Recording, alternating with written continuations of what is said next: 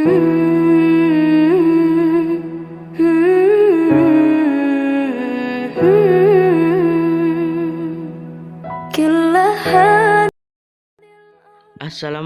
warahmatullahi wabarakatuh.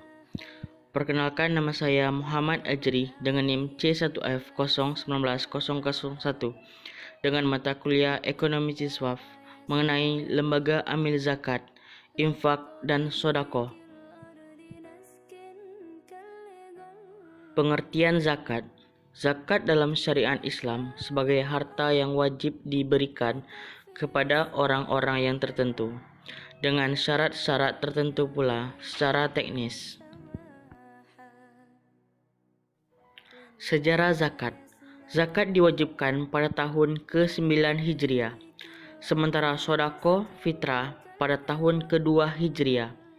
Akan tetapi, ahli hadis memandang zakat itu diwajibkan sebelum tahun ke-9 Hijriah, ketika Maulana Abdul Hasan berkata bahwa zakat diwajibkan setelah Hijriah dan dalam kurun waktu 5 tahun setelahnya.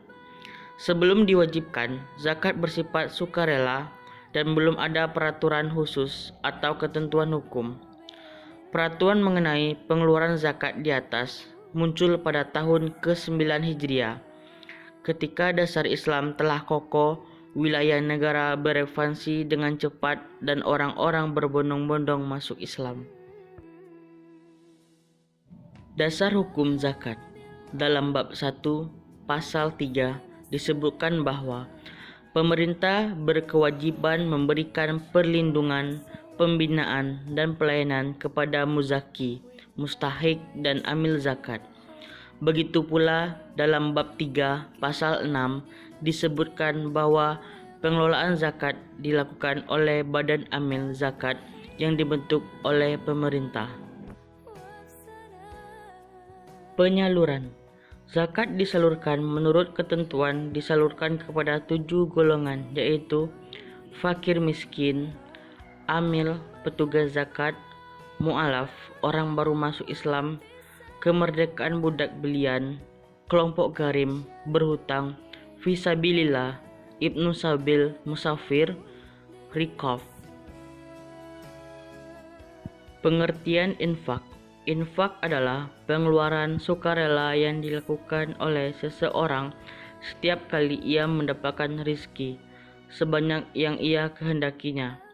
Menurut bahasa, infak berasal dari kata anfaqah, yang berarti mengeluarkan harta untuk kepentingan sesuatu.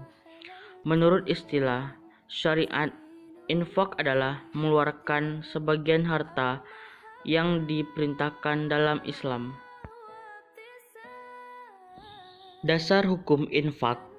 Dalil nakli mendasari infak adalah sebagai firman Allah dalam Al-Quran sebelumnya sebagai petunjuk bagi manusia, dan Dia menurunkan Al-Furqan. Sesungguhnya orang-orang yang ingkar terhadap ayat-ayat Allah akan memperoleh azab yang berat. Allah Maha Perkasa dan mempunyai hukuman. Pengertian sodako.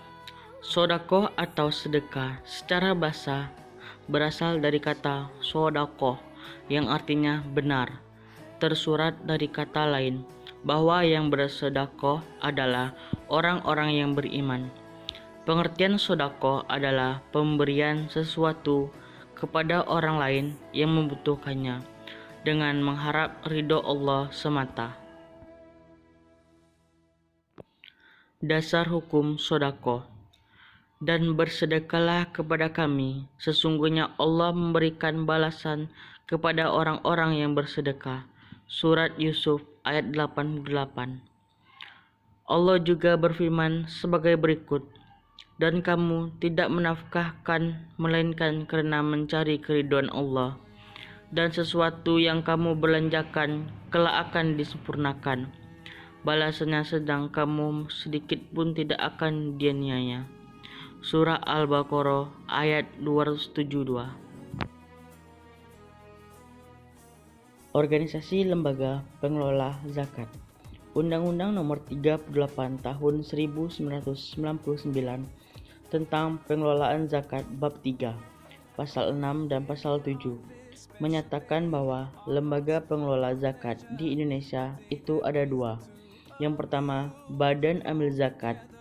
Yang kedua, Lembaga Amil Zakat. Susunan organisasi lembaganya. Badan Amil Zakat terdiri atas Dewan Pertimbangan, Komisi Pengawas, dan Badan Pelaksana.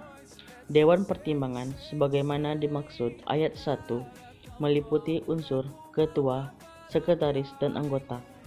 Komisi Pengawas sebagai dimaksud dalam ayat 1 meliputi unsur ketua, sekretaris. Badan Pelaksanaan sebagai dimaksud dalam ayat 1 meliputi unsur ketua, sekretaris, bagian keuangan, bagian pengumpulan, bagian pendistribusian, dan pemberdayaan. Anggota pengurus Badan Amil Zakat terdiri atas unsur masyarakat dan unsur pemerintah. Unsur masyarakat terdiri atas ulama, kaum cendekiawan, tokoh masyarakat, profesional, dan lembaga nasional yang terkait. Fungsi dan tugas Basnas. Fungsinya memberikan pertimbangan, fatwa, saran, dan rekomendasi kepada Badan Pelaksanaan dan Komisi Pengawas dalam pengelolaan Badan Amil Zakat, meliputi aspek syariah dan aspek manajerial.